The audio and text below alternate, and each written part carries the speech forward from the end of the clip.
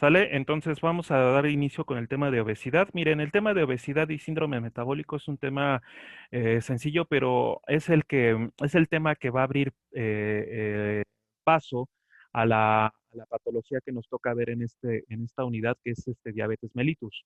Entonces, ¿por qué es importante ver el tema de obesidad? Pues porque además de que es una enfermedad relacionada con la enfermedad, con la diabetes mellitus como tal, tipo 2, este, finalmente la obesidad termina siendo una enfermedad endocrina, pero además la obesidad, lamentablemente en México, no somos primer lugar en medallas de oro en los Juegos Olímpicos, no hemos sido campeones del mundo en un mundial, ¿sale? En un mundial de fútbol, pero en lo que sí somos primeros lugares es en obesidad, en consumir Coca-Cola, en consumir comida chatarra. Entonces, lamentablemente, la obesidad es una enfermedad crónica muy frecuente a nivel mundial, pero sobre todo en nuestro país.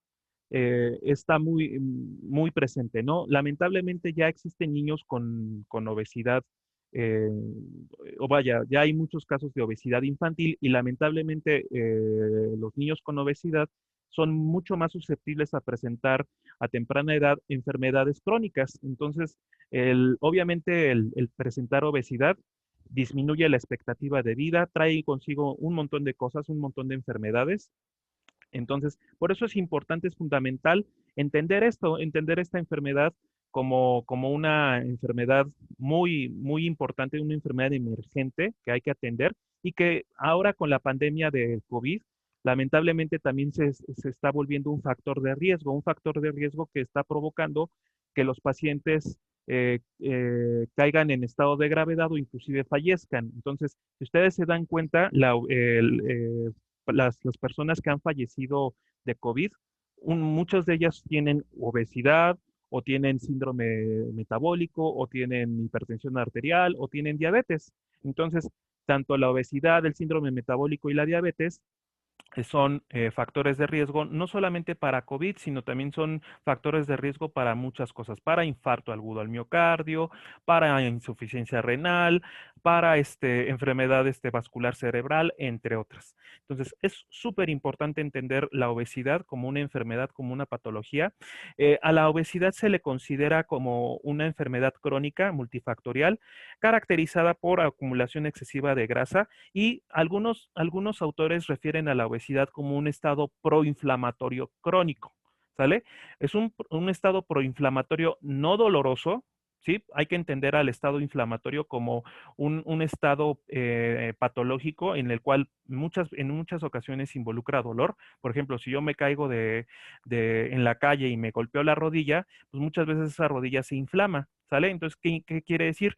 Que cuando existe algún traumatismo o alguna agresión en el cuerpo, surgen citocinas o surgen factores inflamatorios que van a provocar varios cambios en esa parte, en esa zona lesionada. Muchas veces, en muchas ocasiones, esto involucra dolor, pero resulta que en la obesidad no hay dolor. Es un estado proinflamatorio crónico no doloroso.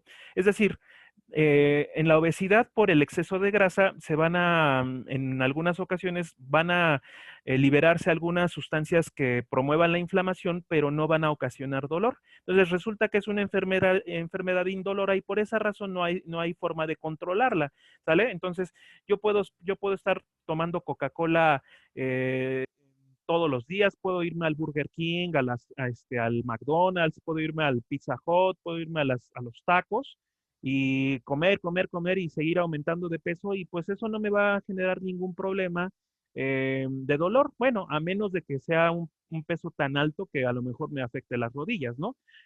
O las articulaciones que cargan peso. Entonces, se considera la obesidad una enfermedad crónica importante, es de etiología multifactorial, ahorita vamos a ver la clasificación.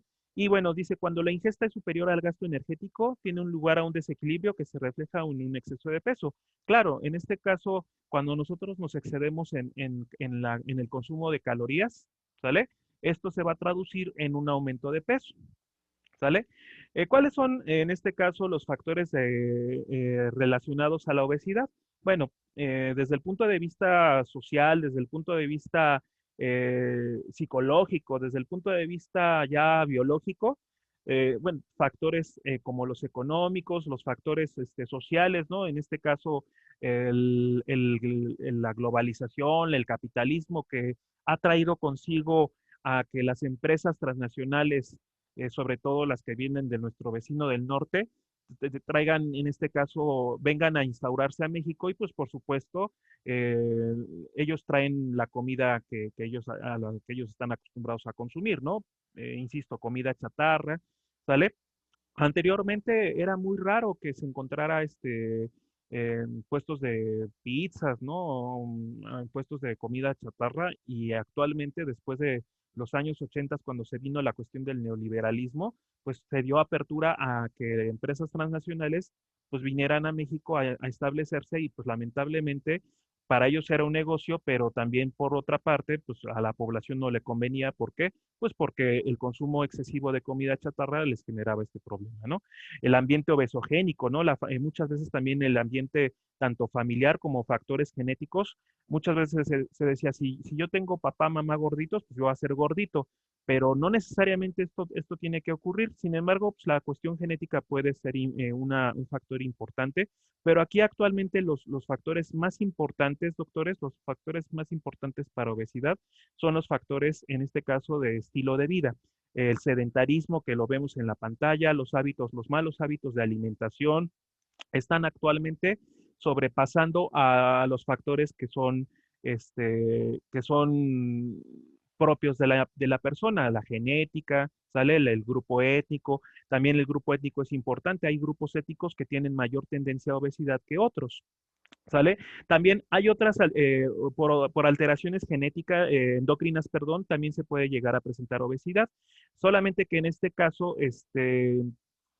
por ejemplo, una persona con hipotiroidismo, al reducirse su metabolismo basal, por supuesto que también va a tender a subir de peso, ¿sale? Pero bueno, estas serían causas endocrinas, causas secundarias de obesidad. Recuerden muy bien que la obesidad actualmente se considera una enfermedad endocrina. La clasificación de la obesidad, bueno, la obesidad la podemos clasificar de varias formas. La primera de ellas es por el índice de masa corporal. No sé si ustedes tengan en este caso o hayan leído cuál es la fórmula de índice de masa corporal. A ver, me gustaría escuchar a Félix Quevedo. ¿Dónde estás? ¿No está Quevedo? No, doctor, no entró ni Quevedo ni Elena. Se me hace que ya se dieron por vencidos. Bueno, entonces vamos a preguntarle a Márquez. Alejandro, ¿cuál es la fórmula del índice de masa corporal?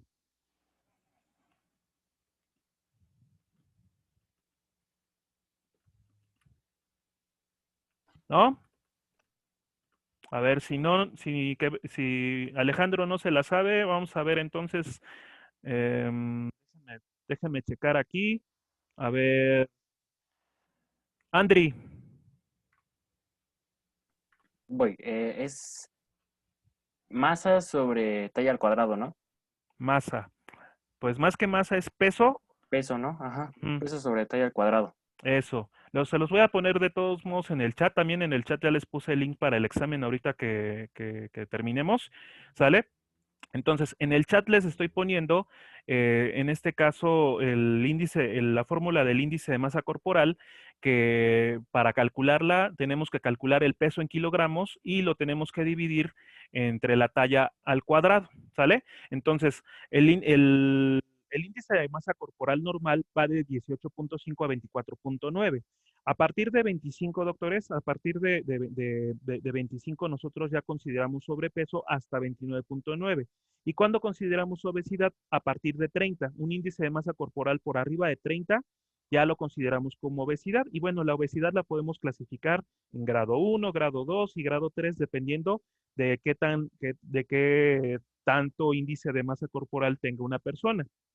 ¿Sale? Aquí, por ejemplo, en donde dice de 30 a 34.9, lo consideramos grado 1, de 35 a 39.9 lo consideramos grado 2, y ya más de 40 lo consideramos como obesidad mórbida u obesidad grado 3. Inclusive se llega a describir una obesidad extrema por encima de 50. Entonces, vean, es importante que nosotros tomemos como referencia el índice de masa corporal, aunque ya algunos autores comentan que ya no es tan fiable. ¿Por qué? Porque una persona con masa muscular puede tener un índice de masa corporal elevado, ¿no? Que puede llegar a confundirse con sobrepeso. Pero por eso hay otras formas también de determinar grasa corporal para saber si esa persona tiene un índice de masa corporal alto debido a grasa corporal o a masa muscular. Bueno, en este caso, doctores, continuando con la presentación, este, también la obesidad se puede clasificar de acuerdo a la distribución de grasa corporal y pues la podemos clasificar en dos formas. En la obesidad ginecoide, que muchos le llaman en este caso la obesidad en forma de pera, y la obesidad androide en forma de manzana. De estos dos tipos de obesidad, doctores, ¿cuál es la que me genera mayor riesgo cardiovascular y mayor riesgo de diabetes? La que tiene distribución a nivel de tronco y en abdomen, es decir, la que tiene en este caso la que se considera como obesidad androide o en forma de manzana.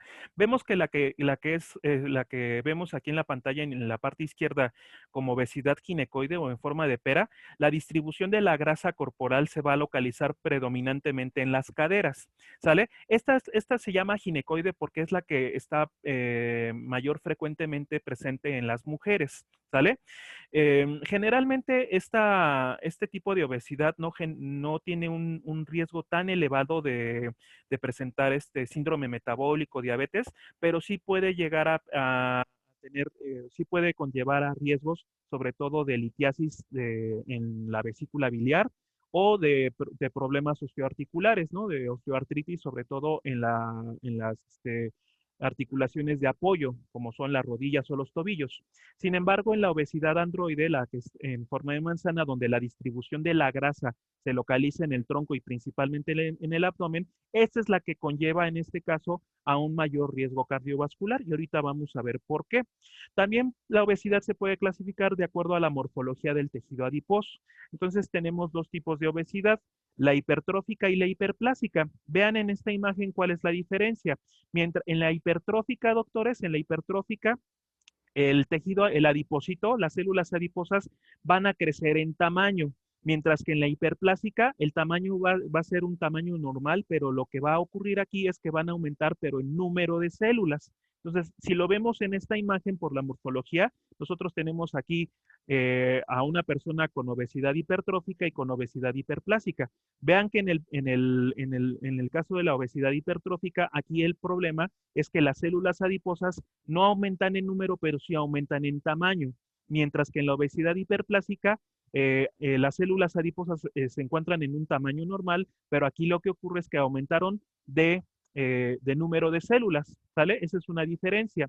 Otra diferencia, en la obesidad hiperplásica, esta predomina más en los niños, ¿sale? Es el clásico gordito que lo terminan poniendo de portero en las cascaritas de fútbol. Generalmente esta obesidad hiperplásica, por lo general, está estrechamente ligada a factores genéticos. Es el niño que nació es gordito, de adulto es gordito y muere gordito, ¿sale?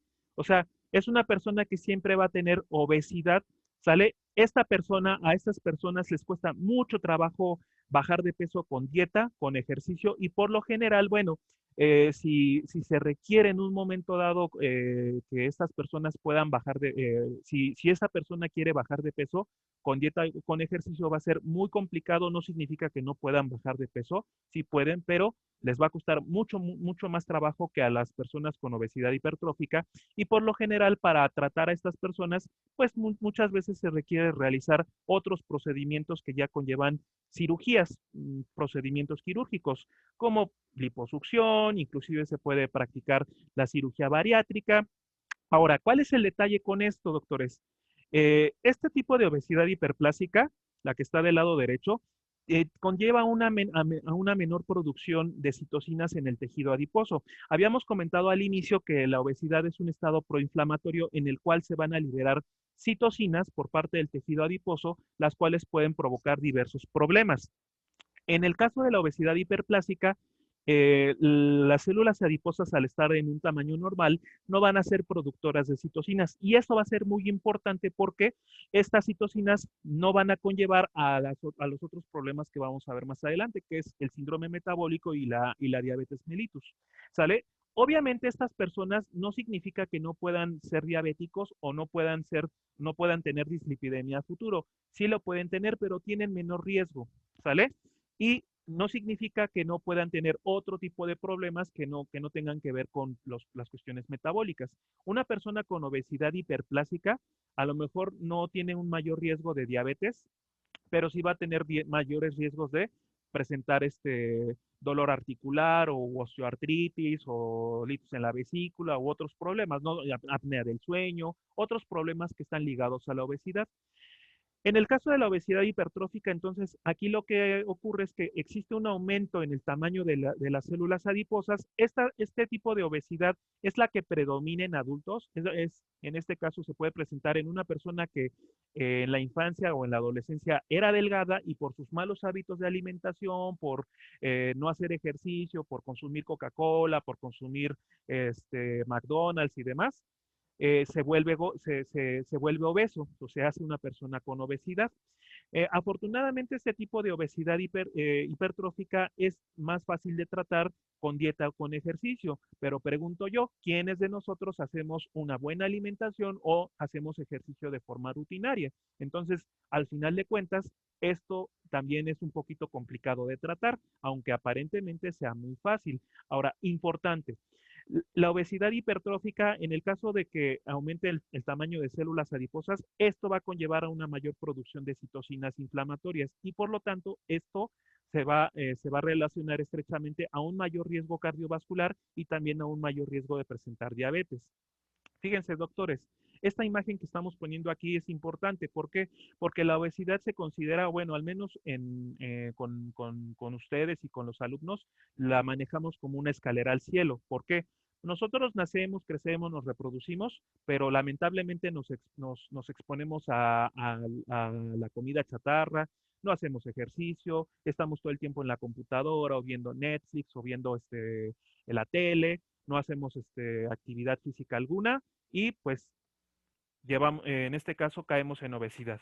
La obesidad, al ser un estado inflamatorio en el cual se producen citocinas, las cuales están involucradas con hipertensión arterial, con dislipidemia y con resistencia a insulina, esto nos va a conllevar a síndrome metabólico. El síndrome metabólico, como parte del síndrome metabólico se encuentra también la resistencia a la insulina. Esto poco a poco va a provocar que nuestro páncreas no esté produciendo suficiente insulina y las células no estén incorporando la glucosa necesaria y tarde o temprano ese páncreas pues va a terminar por ceder. Entonces, ya una vez que si la persona no deja de tener esos malos hábitos de alimentación, de la obesidad escala al síndrome metabólico y del síndrome metabólico escala a la diabetes, a la diabólica.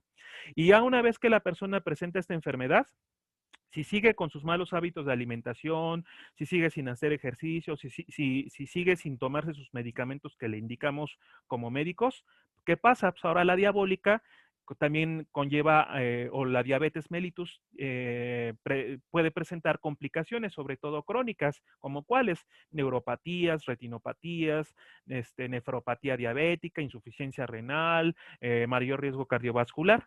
Y por supuesto que estas complicaciones van a disminuir el pronóstico de vida y de la función de la persona. Ya va a volver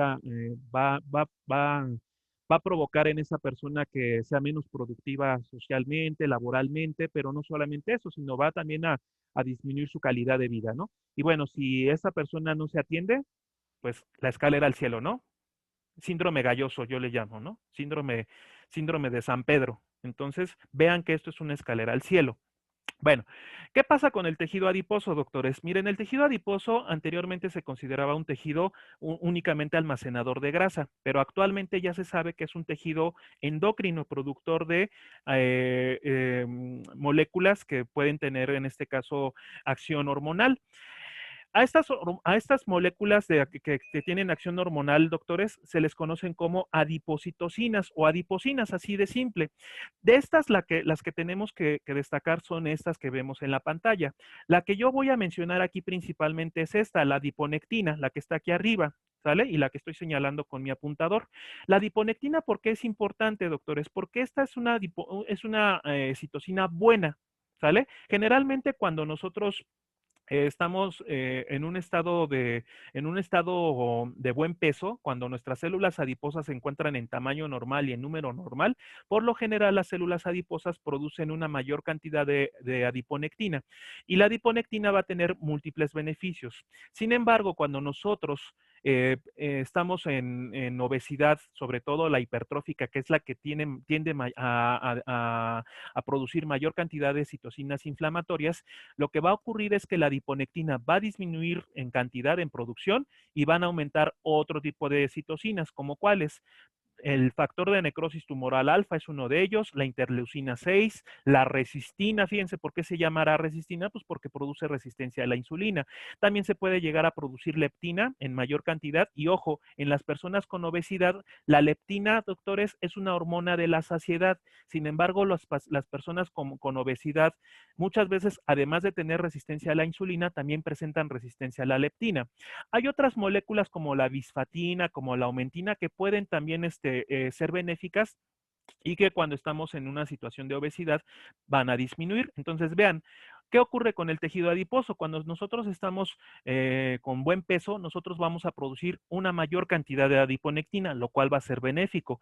Pero cuando estamos así como en la imagen que mostramos en la pantalla, ¿sí? Con obesidad, ¿qué va a pasar? Vamos a disminuir nuestra producción de adiponectina y vamos a aumentar la producción de citocinas inflamatorias, como cuáles, ya lo mencionábamos, ¿no? El factor de necrosis tumoral, la interleucina, la resistina y la leptina, que ahorita vamos a ver qué es lo que ocurre con todo esto. ¿Qué pasa entonces con la adiponectina? ¿Por qué es tan buena? ¿Por qué es tan importante que la tengamos en cuenta? Primero que nada, doctores, por esto, bien importante, porque la adiponectina favorece una mayor sensibilidad tisular a la insulina, ¿sale? Favorece que los tejidos sean mayormente sensibles a la insulina. Favorece también la movilidad o la translocación del GLUT4 a la membrana celular. Recuerden que esta es una acción de la insulina, ¿sale? Pero la adiponectina también lo favorece. También la adiponectina favorece la oxidación de ácidos grasos, es decir, favorece que toda la grasa que nosotros tenemos acumulada y la que consumimos en la dieta se meta a las mitocondrias para que pueda producir energía, para que con ello no estemos almacenando de más. Y disminuye la producción hepática de glucosa, es decir, tiende a disminuir la gluconeogénesis, ¿sale? Recuerden que la producción hepática de glucosa puede, puede ser de dos vías. Puede ser por vía de la glucogenólisis, pero principalmente por vía de la gluconeogénesis. Entonces, la adiponectina también disminuye la gluconeogénesis, disminuye la producción hepática de glucosa y esto va a favorecer que los niveles de glucosa se mantengan normales. Entonces, vemos que la adiponectina tiene muchísimos beneficios, ¿sale? Pero, ¿qué pasa en el estado de obesidad? Bueno, en este caso vemos en esta imagen ya a un nivel un poquito más molecular que la adiponectina mejora mucho la sensibilidad a la insulina en los órganos blancos, sobre todo en hígado, músculo y tejido adiposo. ¿Para qué? Pues para favorecer una mejor captación de glucosa, para que esta glucosa pueda ser utilizada. A nivel hepático disminuye la gluconeogénesis, aumenta la beta oxidación. ¿Para qué? Para que pueda, en este caso, para que puedan utilizarse los ácidos grasos, para que también los ácidos grasos no estén circulando libremente por la sangre y puedan generar lipotoxicidad, ¿sale? Y la glucosa sea captada a todas las células para que pueda ser utilizada con fines energéticos y no se esté acumulando en el plasma, ¿no? No esté incrementándose la glucosa a nivel plasmático. Pero bueno, ¿qué es lo que pasa cuando hay obesidad? Pues lamentablemente los niveles de adiponectina disminuyen y aumentan los niveles de otro tipo de citocinas. Entonces, vamos a empezar por la leptina. La leptina es una hormona, decíamos, de la saciedad que se produce en el tejido adiposo, ¿sale? Su principal función de la leptina es la saciedad. Entonces, ¿qué va a pasar? La leptina lo que va a provocar es que va a inhibir el apetito porque va a inhibir a un neurotransmisor que ya habíamos visto en insulina la semana pasada, que es el neuropéptido y de una proteína, de un neurotransmisor llamado proteína agouti, ¿sale? Entonces, en esta imagen nosotros vemos una imagen gráfica del hipotálamo, donde encontramos dos zonas importantes. La primera de ellas, la que está en verde, es los centros del hambre, en este caso representado por el núcleo centrolateral, y el de la saciedad, que es el ventromedial del hipotálamo. Bueno, todos estos núcleos están interconectados en todo el hipotálamo, pero principalmente se interconectan con el núcleo arcuato, con el núcleo arqueado del hipotálamo. Entonces, fíjense muy bien, aquí en el caso del centro del hambre, existen múltiples neuronas. Aquí yo nada más estoy poniendo dos, pero en realidad hay muchas neuronas, las cuales van a transmitir neurotransmisores que van a favorecer el hambre. En este caso, una de ellas es el neuropéptido y esta que decíamos, la proteína agouti. Y para favorecer la saciedad, es decir, cuando nosotros ya hemos comido y ya satisfacemos nuestras necesidades alimentarias, ahora estas neuronas se van a bloquear y se van a favorecer estas otras, ¿sale? Las neuronas de la saciedad o el centro de la saciedad. Y aquí van a participar dos neurotransmisores también. Uno de ellos es la proopiomelanocortina, ¿sale? Uno de ellos es la proopiomelanocortina, que dicho sea de paso, este es un precursor hormonal para síntesis de una hormona que vamos a ver más adelante, que es la ACTH, y el CART, que es un transductor de receptor de cocaína y anfetaminas, y todas estas van en este caso a favorecer la saciedad. Entonces, los neurotransmisores que favorecen la saciedad es la proopiomelanocortina y el CART, mientras que los que favorecen el apetito es el neuropéptido y la proteína agouti. Estos son neurotransmisores que favorecen el apetito o la saciedad a nivel central, pero Pero también nosotros tenemos factores periféricos que favorecen ya sea el apetito o la saciedad. En el caso de las hormonas que favorecen el apetito a nivel periférico, tenemos a la galanina como ejemplo, las orexinas A y B y la grelina que ya habíamos visto la semana pasada. Entonces recuerden que la grelina es una hormona del apetito. ¿Y cuáles son las hormonas que favorecen la saciedad?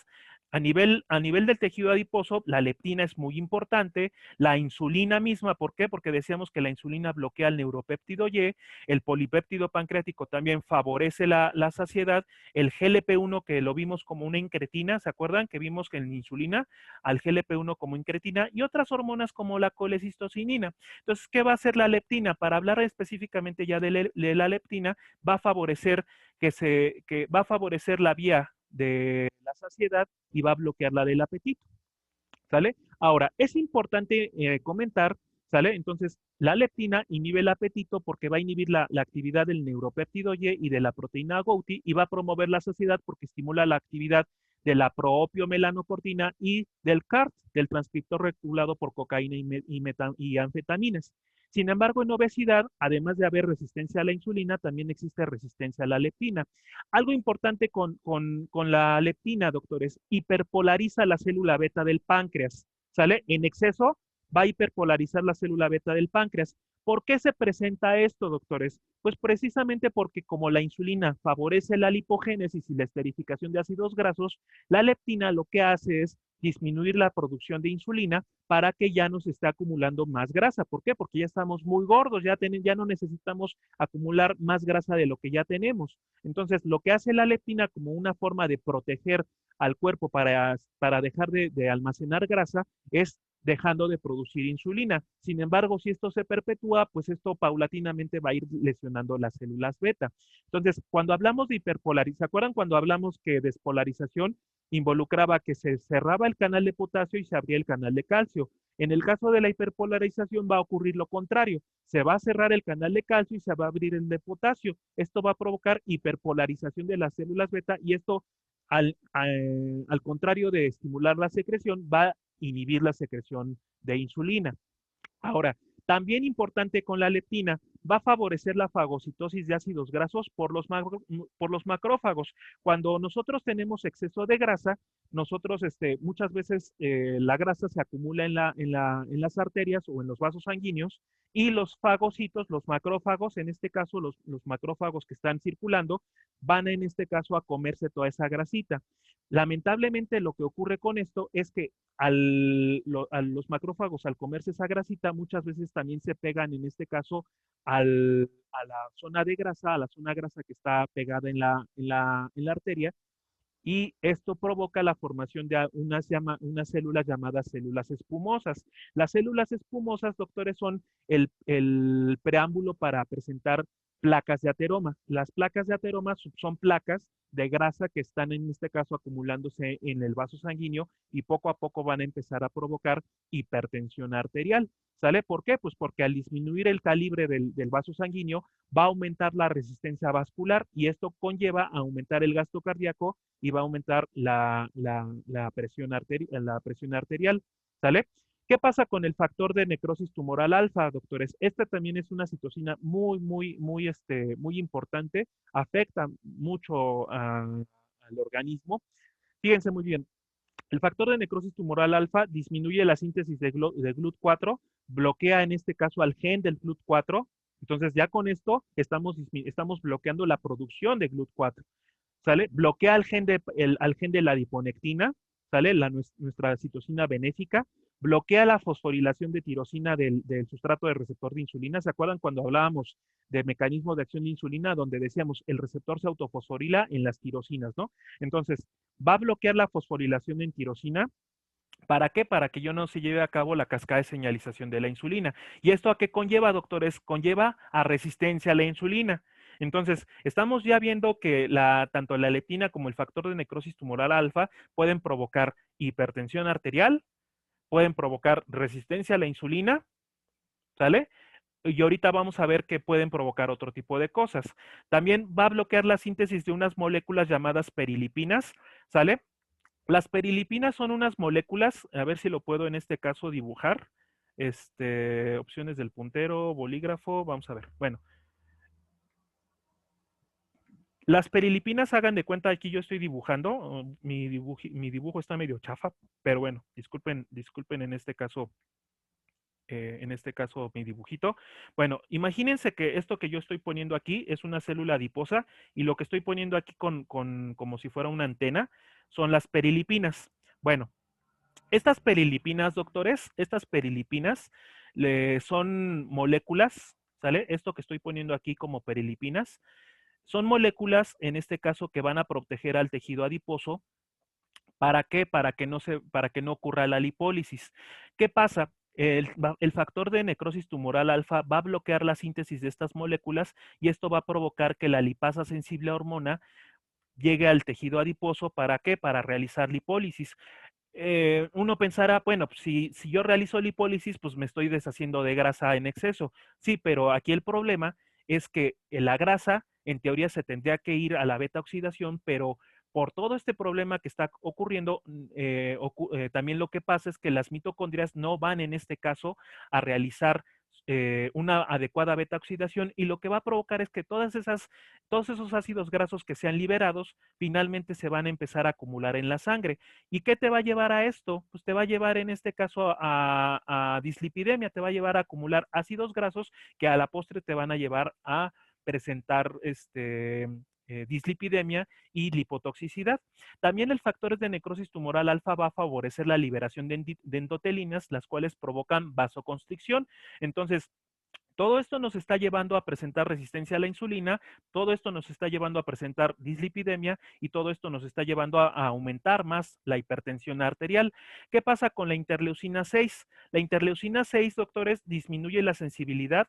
Fíjense, si el factor de necrosis tumoral alfa disminuía la sensibilidad, la síntesis de GLUT4, la interleucina 6 lo que hace es disminuir la movilidad del GLUT4, es decir, los GLUT4 que ya se habían formado ya no se mueven hacia la membrana para captar la glucosa. Entonces, por una parte, con el factor de necrosis tumoral, no estoy produciendo suficiente GLUT4 y con la interleucina 6 no estoy movilizando los GLUT4 que ya tenía yo previamente formados. Entonces, ¿esto qué va a conllevar? A que la glucosa a que la glucosa que está en el plasma ya no entre a los órganos blancos y por lo tanto esta se acumule, en este caso en la sangre. ¿Y a qué nos va a llevar? Pues nos va a llevar a hiperglucemia, doctores. También en este caso la interleucina 6 bloquea la lipoproteína lipasa y esto va a provocar una acumulación de ácidos grasos en la circulación, nos va a llevar a dislipidemia y a lipotoxicidad. También va a bloquear la acilcarnitin transferasa, ¿sale? Esto va a conllevar a que el ácido graso ya no se meta a la mitocondria y ya no entra a la beta oxidación. Entonces, lo que comentábamos, ¿de qué sirve de que yo haga lipólisis si los ácidos grasos no los voy a poder meter a la beta oxidación? Entonces, ¿qué va a pasar? Va a ocurrir una acumulación de ácidos grasos en el plasma y esto me va a conllevar a dislipidemia y a lipotoxicidad. Y también va a favorecer la interleucina 6, el almacenamiento de grasa, es decir, si ya no puedo yo almacenar, si yo estoy bloqueando a la lipoproteína lipasa, que es la que me permite almacenar grasa en el tejido adiposo, ¿qué es lo que va a hacer la interleucina 6? Pues va a buscar almacenar grasa, porque ahí en exceso va a favorecer el almacenamiento de grasa en otros sitios que no sean convenientes. Por ejemplo, el hígado, el músculo, las células beta, y esto va a conllevar a lipotoxicidad. Por ejemplo, si se acumula grasa en el hígado, pues podemos tener un problema de hígado graso. Fíjense cómo conlleva todo esto, ¿no? Y en el caso de la resistina, doctores, pues va a bloquear la fosforilación de las tirosinas, de los residuos de tirosina, tanto en el receptor, en el IRS, como en el resto de las moléculas que participan en la señalización. Entonces, recuerden muy bien cómo se llevaba a cabo la cascada de señalización. Entonces, recuerden que para que se lleve la cascada de tirosina sinasa, tiene que ocurrir una cascada de fosforilaciones en las tirosinas. Entonces, la resistina va a evitar que se fosforile la tirosina y se va a fosforilar y en este caso las moléculas se van a fosforilar en un sitio equivocado. ¿En qué sitio equivocado? Pues en lugar de fosforilarse en tirosina, se van a fosforilar en serina. Y entonces, ¿esto qué va a provocar? Pues va a provocar que se interrumpa la cascada de señalización y por lo tanto va a provocar que la insulina ya no lleve a cabo su acción. ¿Qué nos va a conllevar a esto? Pues nos va a conllevar a resistencia a la insulina.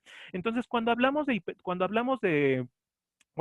en este caso de obesidad, decíamos, es una escalera al cielo, pero cuando presentamos obesidad hipertrófica con producción de citocinas, vamos a llamarlas de alguna manera malas, pues nos va a conllevar a otro tipo de problemas. Entonces, vemos aquí a los jinetes del apocalipsis, ¿no? ¿Cuáles son los jinetes del apocalipsis? En este caso, la obesidad, la hiperglucemia con resistencia a insulina, la dislipidemia y la hipertensión arterial. Todo esto nos conlleva a presentar síndrome metabólico. Pero la obesidad no solamente está relacionada, doctores, la obesidad no solamente está relacionada a diabetes, a síndrome metabólico, a todo esto que vamos a hablar, sino también la obesidad conlleva un mayor riesgo cardiovascular, un mayor riesgo de hipertensión arterial, nos conlleva a presentar un mayor riesgo de litiasis, a algunos tumores como el cáncer de colon, de útero, ¿sale? A presentar insuficiencia venosa, la cual se puede manifestar en forma de varices o de úlceras varicosas. También nos puede conllevar a presentar apnea del sueño, nos puede conllevar a algunos problemas digestivos, algunos problemas articulares. O sea, vean que la obesidad, en este caso se puede relacionar estrechamente a muchas otras cosas que están no solamente relacionadas al propio problema metabólico. Entonces, en términos generales, ¿qué es el síndrome metabólico? Pues el síndrome metabólico pues, es el conjunto de enfermedades, ¿sale? Relacionadas, en este caso, que pueden conllevar a mayor riesgo cardiovascular y a mayor riesgo de presentar diabetes. Entonces, el síndrome metabólico es el conjunto de todo esto, que fue todo derivado de la obesidad. Entonces, ¿qué es lo que presenta una persona con síndrome metabólico? Obesidad central, hipertensión arterial, resistencia a la insulina con intolerancia a la glucosa, dislipidemia, ¿sale? Y pues acuérdense que todo esto está relacionado a un estado protrombótico, ¿no? Bueno, así en forma muy general, entonces, ¿cuáles son los criterios para síndrome metabólico? Bueno, en este caso, una persona con síndrome metabólico va a presentar obesidad definida como un índice de masa corporal por encima de 30, pero también nosotros podemos medir el índice de cintura-cadera, ¿sale? Entonces, un índice de cintura-cadera en hombres, vemos aquí por encima de 102 en hombres y por encima de 88 en mujeres, también conlleva a un mayor riesgo cardiovascular, porque esto está indicando que la obesidad se concentra a nivel central. En cuanto a triglicéridos, en cuanto a dislipidemia, bueno, en este caso la dislipidemia va a estar definida como un aumento en los triglicéridos, un aumento en los niveles de colesterol y LDL y una disminución en los niveles de HDL. Entonces, en el caso de los triglicéridos, lo normal es que tengamos unos niveles de triglicéridos por debajo de 150. Lo ideal es que estén por debajo de 100, pero bueno, hasta 150 es lo permitido, pero por arriba de 150 ya se considera hipertrigliceridemia. En cuanto a colesterol, por encima de 200 ya es hipercolesterolemia. De LDL, de colesterol LDL o del colesterol como le llaman malo, por igual por encima de 150 ya se considera en exceso. Y ojo, las HDL, doctores, aquí en lugar de encontrarlas aumentadas, las encontramos disminuidas. Este es al que nosotros le conocemos como el colesterol bueno, ¿sale? Entonces, un colesterol HDL por debajo de 40 en hombres o por debajo de 50 en mujeres se considera criterio para síndrome metabólico, ¿sale? Presión arterial, bueno, por encima de 130 de 85 en hombres y por encima de 130 y 85 en mujeres también se considera criterio. Y pues también recuerden que como presentamos resistencia a la insulina e hiperglucemia, unos niveles de glucosa por encima de 100 miligramos de decilitro en hombres y en mujeres ya se considera hiperglucemia. ¿Sale? En la siguiente sesión vamos a ver, volver a comentar rápidamente todo esto y para la siguiente sesión, doctores, vamos a ver en este caso el tema, vamos a dejar de compartir pantalla y vamos a concluir